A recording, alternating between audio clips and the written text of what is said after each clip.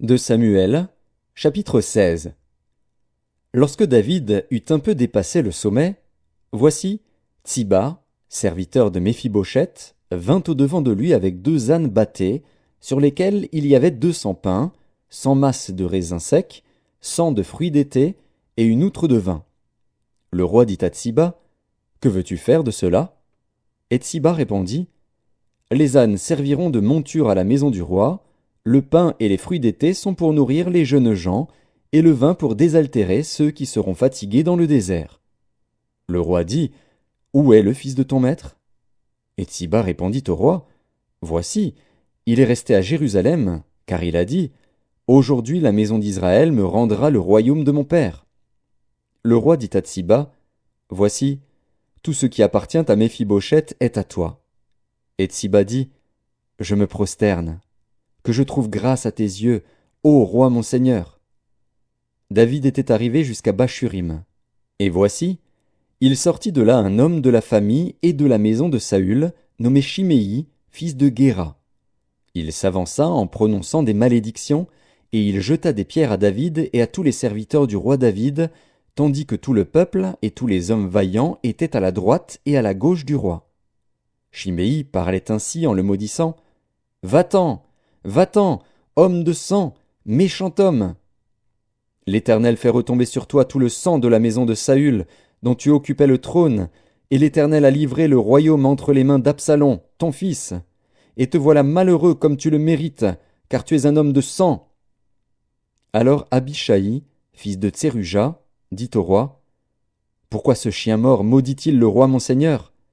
Laisse-moi, je te prie, aller lui couper la tête. » Mais le roi dit, « Qu'ai-je à faire avec vous, fils de Tseruja? S'il maudit, c'est que l'Éternel lui a dit, « Maudit David. » Qui donc lui dira, « Pourquoi agis-tu ainsi ?» Et David dit à Abishai et à tous ses serviteurs, « Voici, mon fils, qui est sorti de mes entrailles, en veut à ma vie, à plus forte raison ce Benjamite. Laissez-le, et qu'il maudisse, car l'Éternel le lui a dit. Peut-être l'Éternel regardera-t-il mon affliction, et me fera-t-il du bien en retour des malédictions d'aujourd'hui. » David et ses gens continuèrent leur chemin. Et Shimei marchait sur le flanc de la montagne près de David, et, en marchant, il maudissait, il jetait des pierres contre lui, il faisait voler la poussière. Le roi et tout le peuple qui était avec lui arrivèrent à Agéphim, et là ils se reposèrent. Absalom et tout le peuple, les hommes d'Israël, étaient entrés dans Jérusalem, et Achitophel était avec Absalom. Lorsque Hushaï, l'Archien, ami de David, fut arrivé auprès d'Absalom, il lui dit, « Vive le roi! Vive le roi !» Et Absalom dit à Hushaï, « Voilà donc l'attachement que tu as pour ton ami. Pourquoi n'es-tu pas allé avec ton ami ?»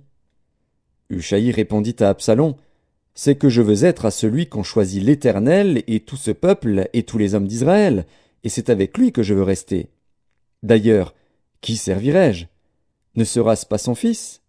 Comme j'ai servi ton père, ainsi je te servirai. » Absalom dit à Achitophel, « Consultez ensemble, qu'avons-nous à faire ?» Et Achitophel dit à Absalom, « Va vers les concubines que ton père a laissées pour garder la maison. Ainsi tout Israël saura que tu t'es rendu odieux à ton père, et les mains de tous ceux qui sont avec toi se fortifieront. » On dressa pour Absalom une tente sur le toit, et Absalom alla vers les concubines de son père, aux yeux de tout Israël. Les conseils donnés en ce temps-là par Achitophel avaient autant d'autorité que si l'on eût consulté Dieu lui-même. Il en était ainsi de tous les conseils d'Achitophel, soit pour David, soit pour Absalom.